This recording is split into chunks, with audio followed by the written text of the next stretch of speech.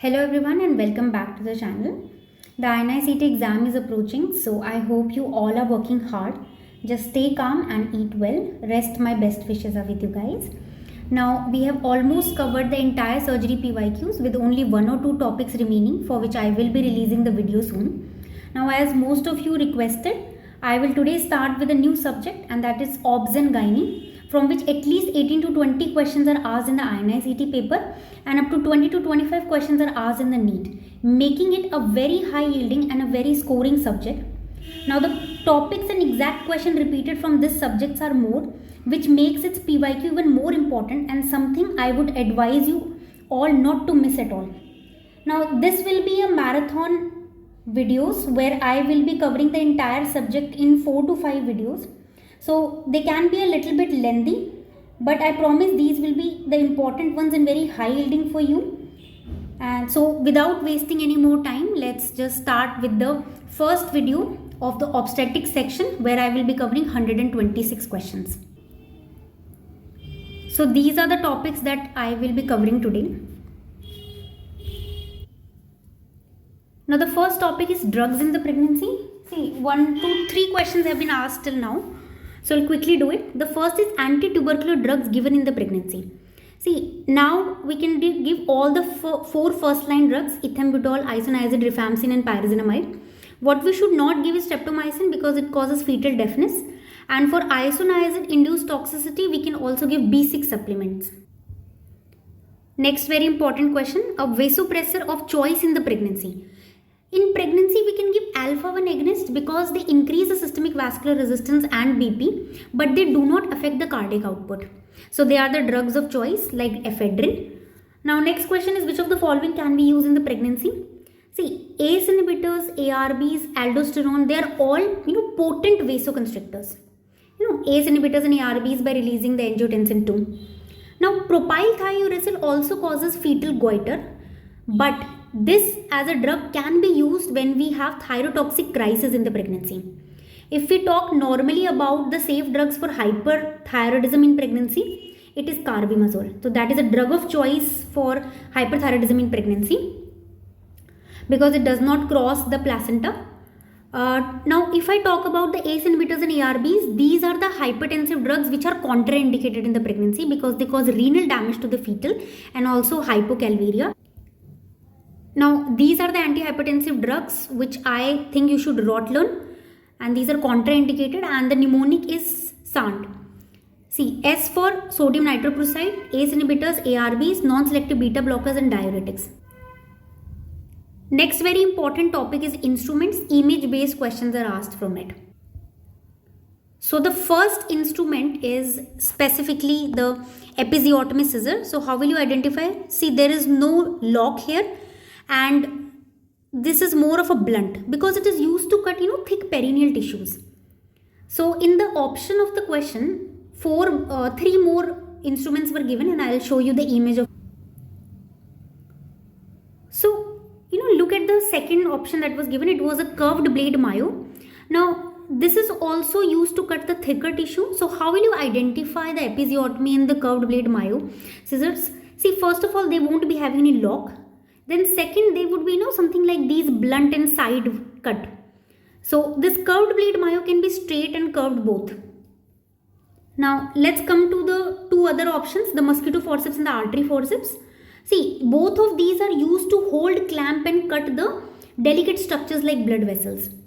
So the differentiating feature would be they would be having a lock, plus they will be having grooved margins, and these grooved ends would be having serrated endings.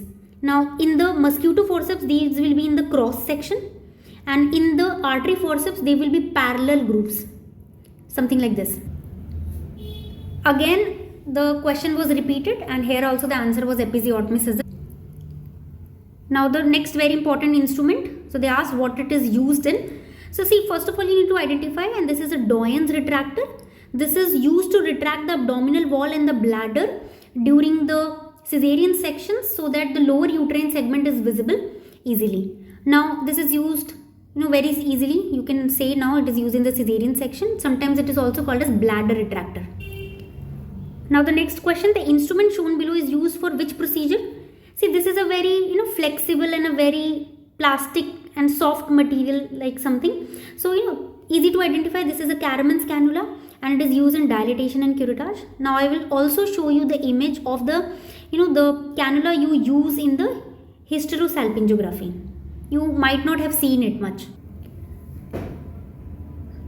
So, you can see the cannula we use is the Rubens cannula. So this is has a finger holding like structure and a rubber tube like structure. So, this way you can identify.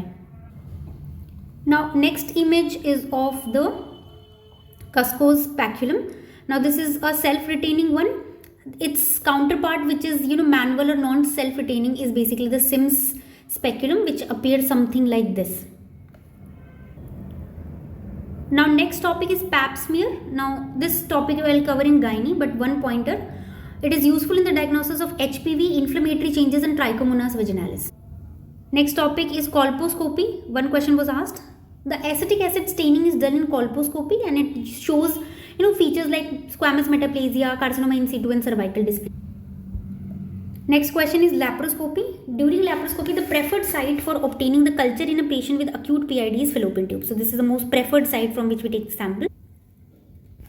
Now next very important topic is diameters and dimensions. Now this question is less weightage in INI-CT, but this topic is more important for the NEET's paper. So if you are preparing for that, focus more on these diameters and dimensions.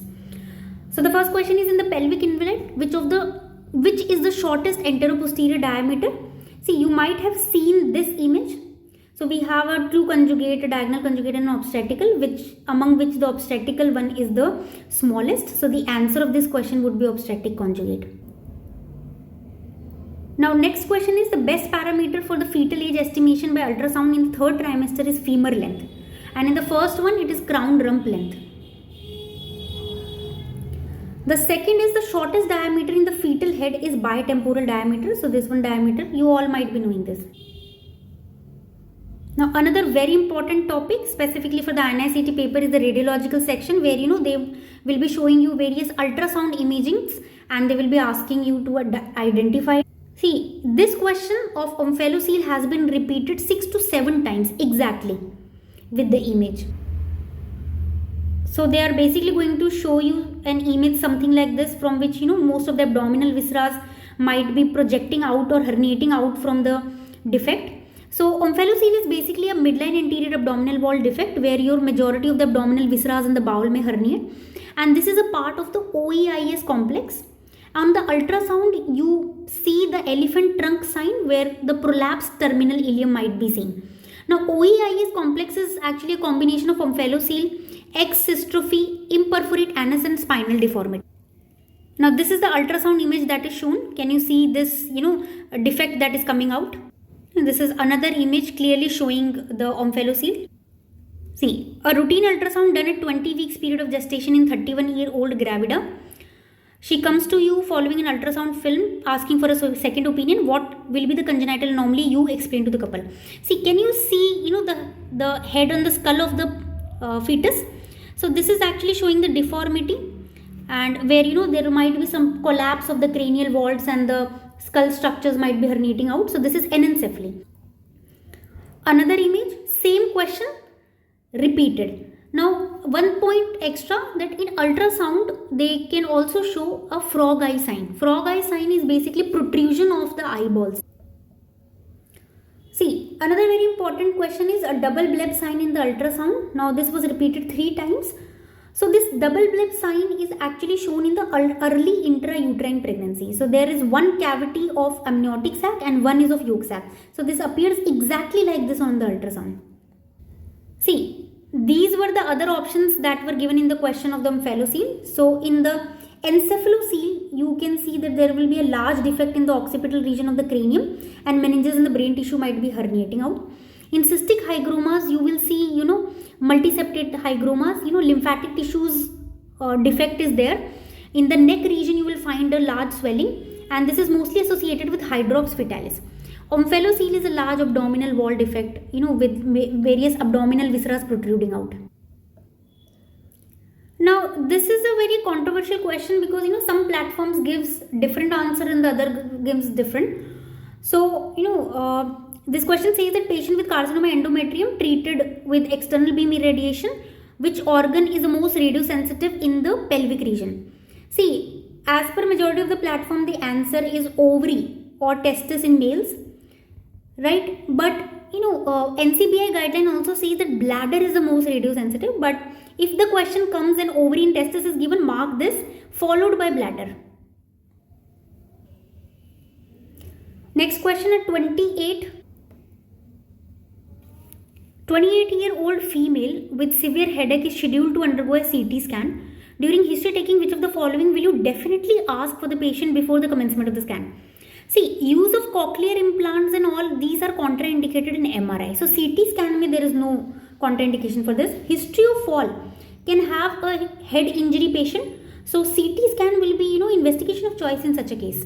Similarly, in the hypertension also, CT scan will help you reveal out any kind of microvascular or major hematomas that forms because of the rupture. The only thing that you will rule out is the female should not be pregnant, because CT scan can be very teratogenic for the fetus. So this is very first question that you will ask for a female, specifically in the reproductive age group. Now next question is a feature on the second trimester ultrasound as a marker of Down syndrome. I will be telling you more signs of ultrasound features of Down syndrome, but some are like duodenal atresia, diaphragmatic hernia and single umbilical artery. This question was repeated 2 to 3 times, so I want you to mug up these 3 points. Now the next topic is cord prolapse. Now I wanted to tell you this question because this question was actually picked from the NORCET paper of the same year on which this question was given. So this makes actually the NORCET paper very important for the INI CT. So I don't ask you to do all the NORCET paper. I am just asking you that if you are going for the November one, give the last NORCET paper that is conducted, because at least 6 to 8 questions are picked up directly from such paper and given in the AIIMS. And these are very basic and we mostly make mistakes in such questions. So the first question is, the midwife is examining a pregnant female in labor and she noticed the cord is prolapsed. What will be the next immediate step? See, in such a situation, she might call for a doctor or shift to OT or do the vaginal examination. The doctor might do it or gently replace the cord inside the vagina. But the first thing that needs to be done is put her in the Trendelenburg's position, so that without any external intervention, the cord itself goes inside to the vagina till the definitive treatment of cesarean section is done. So in the first state, bladder filling and to lift the presenting part of the cord and putting the patient in certain positions where it can push back the cord back into the uterus, like elevated Sims position or Trendelenburg's position or knee chest position. So this is something I wanted to tell you. So just 15 to 20 minutes to the latest NORCET paper is very low hanging fruit for you guys. Now, next very important topic is the physiology of pregnancy. 38 questions have been asked from it. So this topic is extremely important. See, the first question is, sugar present normally in the urine of a pregnant woman in the 3rd trimester is mostly glucose. See, these will mostly be one-liners because these are more fact-based questions. Second, lactational amenorrhea is due to prolactin induced inhibition of GnRH. Remember, it's because of prolactin. Third, pre-labor pains are mediated through T11 to 12 and labor pains are because of T10 to L1. So this is very important. What I have observed is most of the time, when different questions are asked in the INI CT, they are actually picked up from 10 to 15 year back questions as one-liners, and now they are giving it in 3 to 4 multiple options. So these 20 years PYQs are actually very good source for doing the very out of the way questions that you say in the exam. So with that, let's come back to the questions. The physiological change in the respiratory system in pregnancy.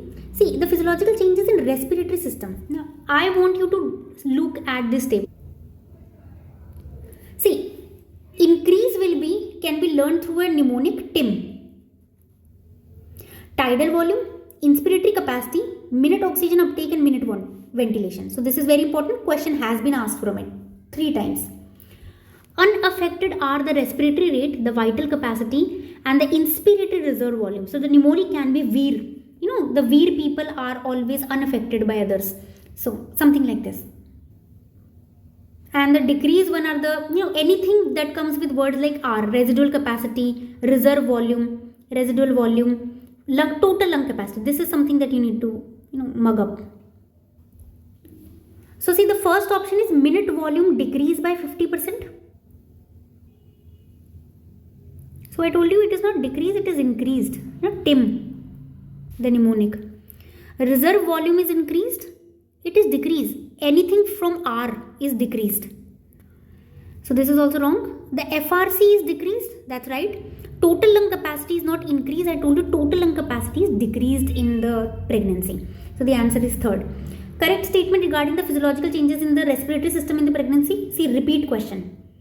So this was repeated very recently. The minute volume decreases by 50%. FRC decreases. This is correct statement. This is wrong.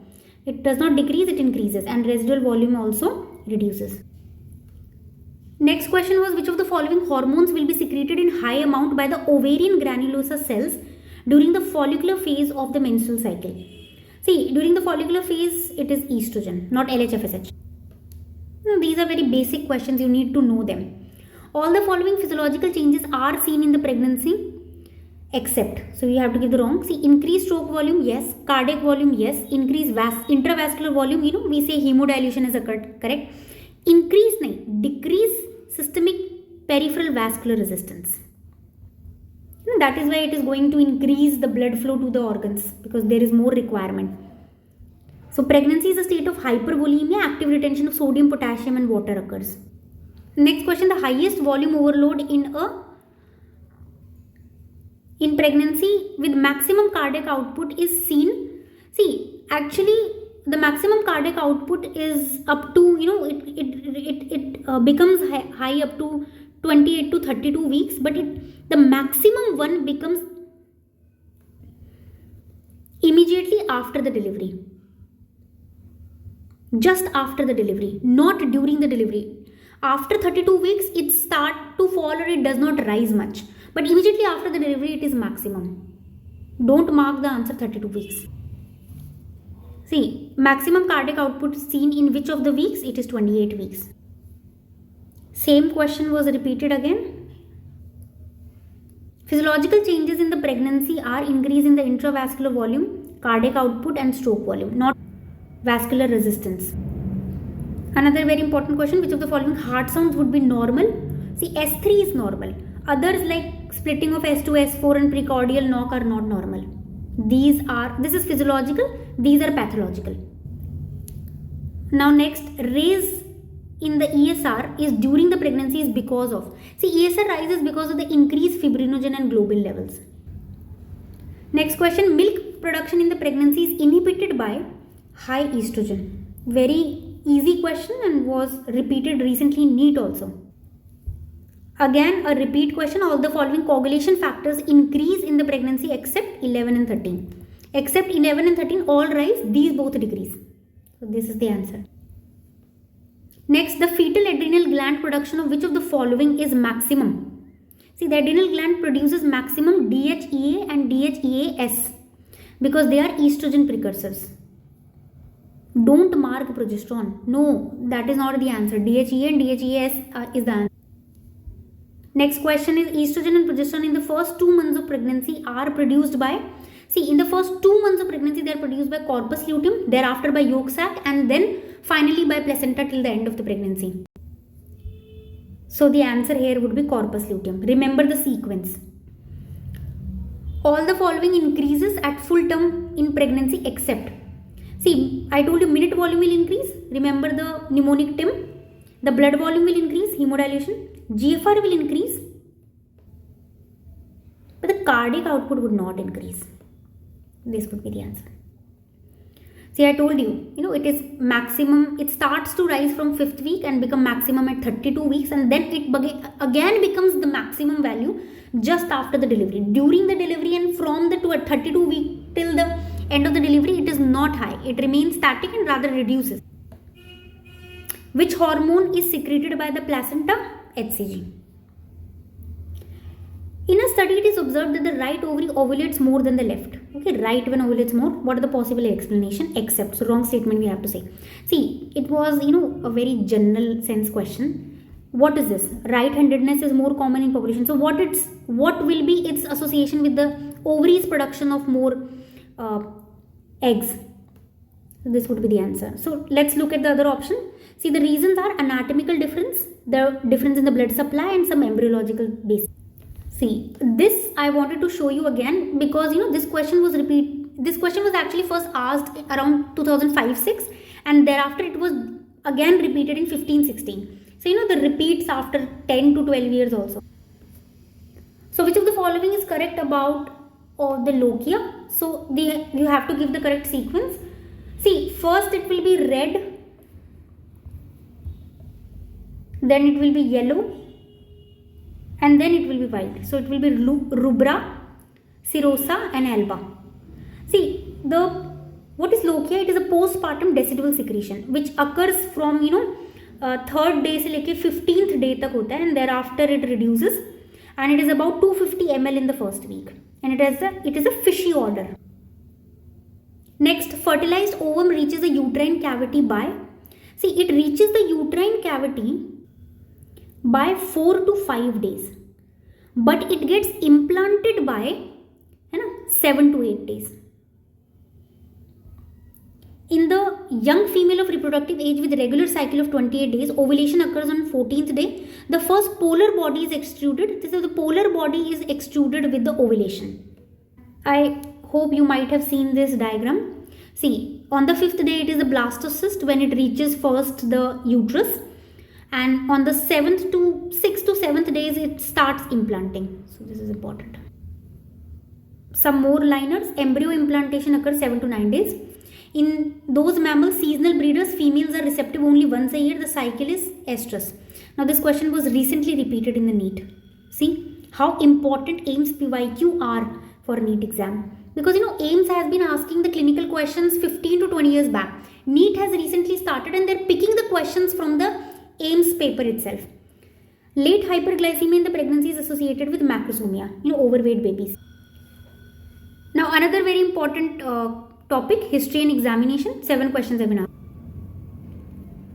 So the first question is identify the grip in the image given below. So this is the third Leopold's grip, which is also known as the Pollock's grip.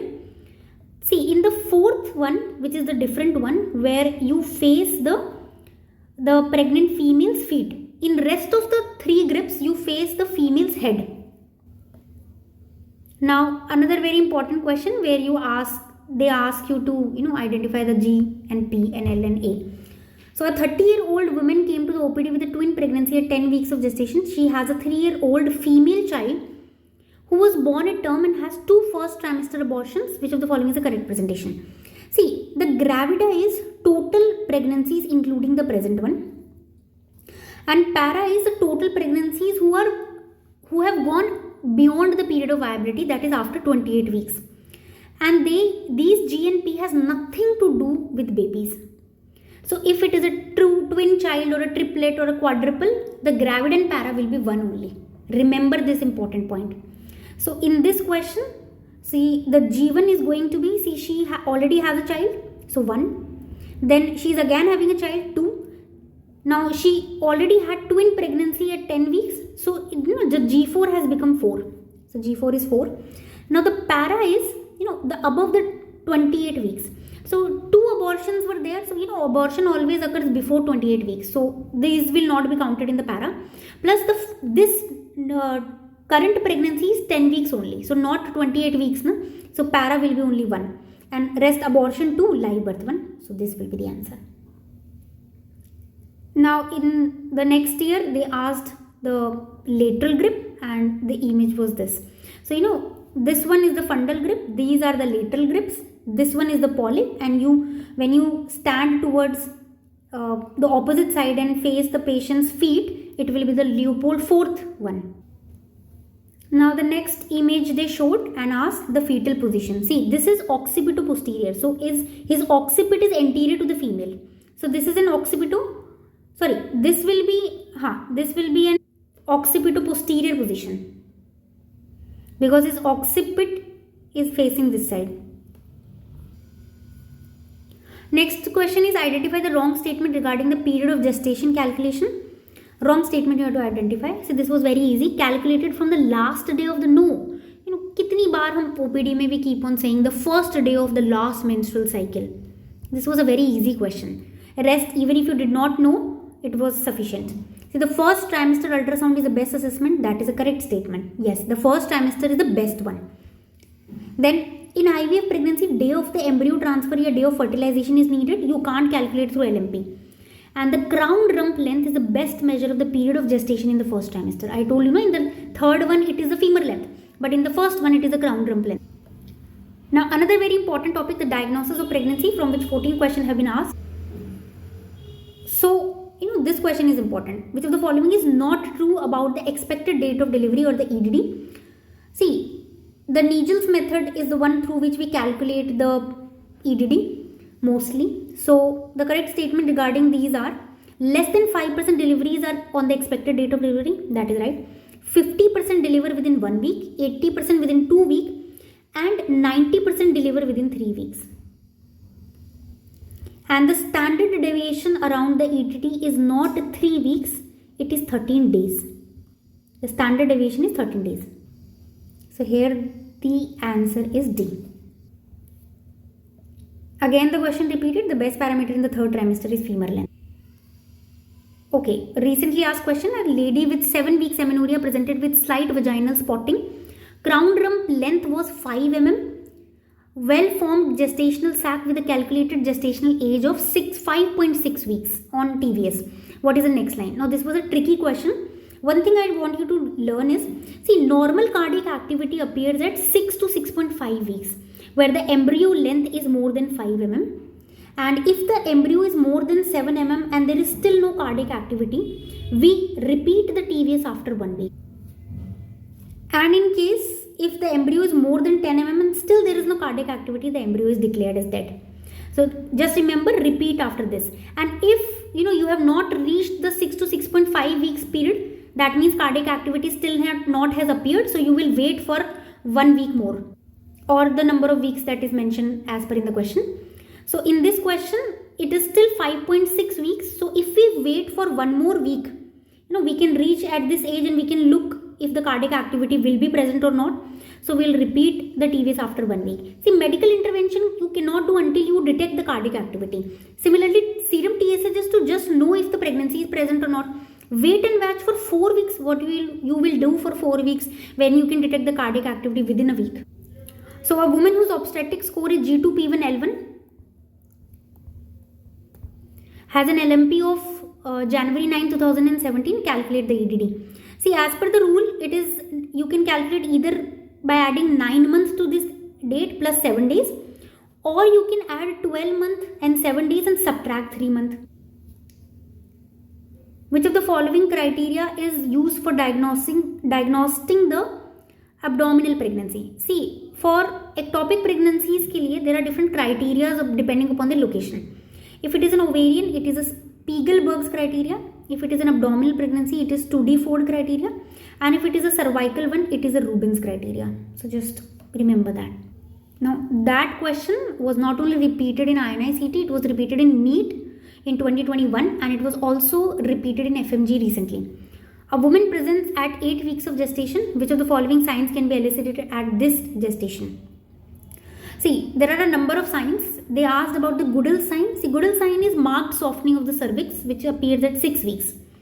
Osiander sign is pulsation in the lateral fornix because of the increased vascularity. So this appears at 8 weeks.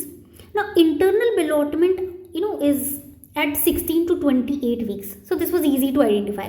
And lightening it, when the head gets engaged and there is a relief of the pressure symptom. So this appears after 36 to 38 weeks ke time pe. So it was easy. The answer was 1 and 2. Next, most accurate and safest method to diagnose the viable pregnancy is at 6 weeks. So 6 weeks pe cardiac activity might be present. So सबसे accurate and safe method would be ultrasound for fetal cardiac activity.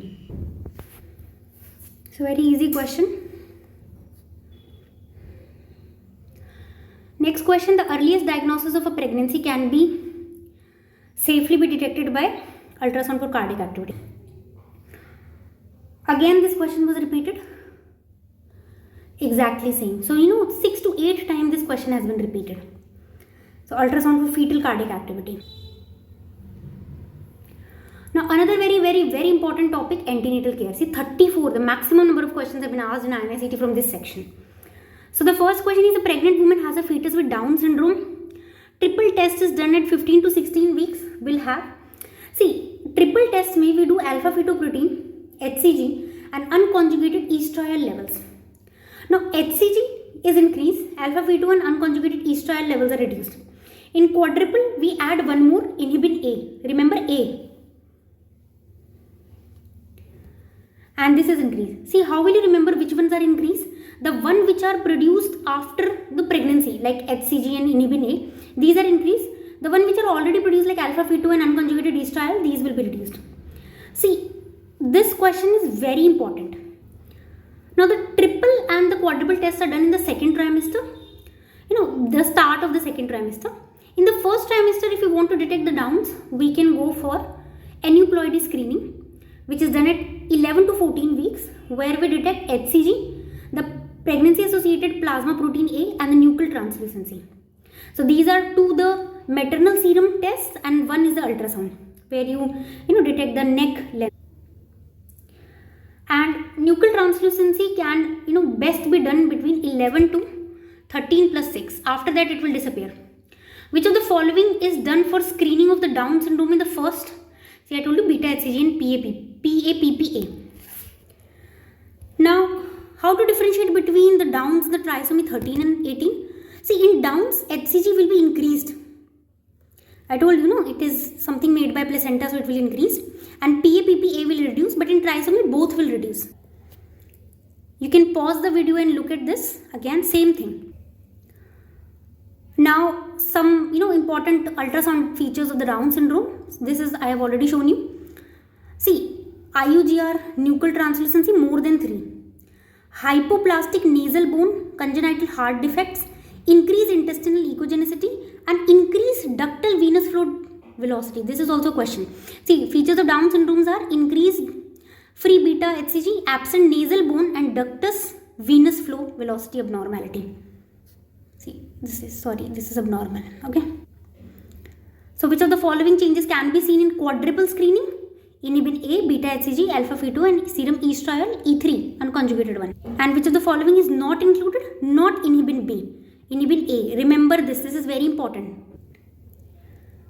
Now, another question, a G3P2 pregnant came to your clinic at 18 weeks of gestation or for genetic counseling. She has a history of 2 kids born with thalassemia major. She already had some genetic abnormality in her children. Which test would you recommend now? See, she is coming at 18 weeks, which is very close to the, the closure of the abortion date, period, 20 weeks. See, now this has been increased to 24 weeks, but for practical purposes, it is still considered to be 20 weeks. And the question was asked before the changes, so that is why they have given it. So, you need to know that for any kind of genetic abnormality detection, you can do 3 things. You can detect amniotic fluid, you can detect chorionic villi, and you can do the fetal blood sampling. So, non-invasive prenatal testing has no role. Amniocentesis is mostly done between 14 to 18 weeks. This you need to mug up by heart. Chorionic villus sampling is 10 to 12 weeks and chordocentesis is 19 to 20 weeks. So the result of amniocentesis and chorionic villus sampling comes in 7 to 10 days. And since she is already 18 weeks and we cannot waste another 2 months because she is approaching that date of 20 weeks. So we will order for chordocentesis because its results come instantly. This thing I have already told you. Now another very important question, match the following. See, amniocentesis I told you 14 to 18 weeks. So the answer would be amniotic fluid assessed for detection of AFP. Chorionic villus sampling is done at 8 to 12. Fetal blood sampling, which is also known as chordocentesis, it is done at 19 to 20. And fetoscopy is to visualize the fetal organ. The best time to do chorionic villus sampling 11 to 13. Or we can also do it say 8 to 12. Very close. Measurement of fetal maturity not affected by a bloody tap during amniocentesis. Appropriate material for antenatal diagnosis of genetic orders are these 3.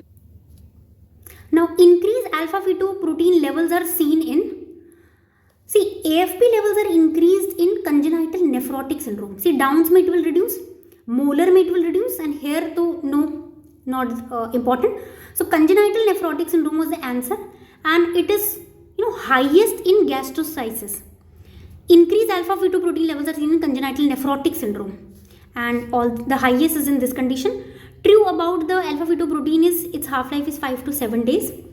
Birth weight of a baby is increased by cessation of smoking. One-liners. Nile blue sulfatase test in amniotic fluid is used for skin maturity. Now, this has still not been asked, but this can be asked. Such, they pick up such, rare lines and then they ask in the future. Amniotic fluid contains acetylcholine esterase enzyme. Diagnosis is open spina bifida. Karyotyping of the fetus can be done through all of the following invasive methods except, see, invasive methods may chorionic villus sampling, chordosynthesis, amniocentesis, not fetal skin biopsy Q lenium. This is the answer. And you can look at the, this table. This accurately detects कि हम क्या लेंगे and किस time पे लेंगे. Now, another very important sequential arrangement of the fetal scan. A very important question. See, growth scan क्या होता है? Growth scan is the third trimester scan, which is done at 28 to 32 weeks to look at the growth of the baby proper. Then next is actually the triple marker. So triple marker is actually the done for the Downs. So this is done in the start of the second trimester along with the quadruple one. Anomalous scan is the level 2 ultrasound. It is the another name for level 2 ultrasound, which is done in 18 to 22 weeks. And nuchal translucency scan is, to look at the baby's neck and look for the Down syndrome. So this is between 11 to 13 plus 6. Beyond that, it will disappear. So the sequence is this. A 30-year-old mother has a boy with Down syndrome from the previous pregnancy. She is now 9 weeks pregnant. What would you advise her? See, chorionic villus biopsy at this stage will confirm the presence or absence of, because she is already 9 weeks. And CVB, you will do it around 8 to 12, right? Before, if you do, it can cause limb deformities. So don't do CVB before this period. Features of Down syndrome: increased beta HCG level, absent nasal bone, and abnormal. Now see this, how many times this has been repeated. Now next question is the CVS done before 10 weeks may result into limb defect. See, this was way back in 7-8. Now it has been reduced to 8 or 9. So we can do safely till this time. Best parameters for the fetal age estimation by the ultrasound in the third trimester: fetal femur length. Non-stress test is considered reactive. So when is the reactive NST? When 2 fetal heart rate accelerations are noted in 20 minutes. Now these questions are favorite for NEET, not INICET nowadays. Another question: parameters in the Manning score system of biophysical profile. See, biophysical profile Manning score includes NST, fetal tone, and gross body movement. These are the questions I think I have repeated again. A pregnant lady, 49 kgs in her first trimester. What are the additional calorie requirement? See, overall calorie requirement is 300 kilocalories per day, but in the first trimester it is the same. In the second it is 340 kilocalories, and in the third it is 452 kilocalories.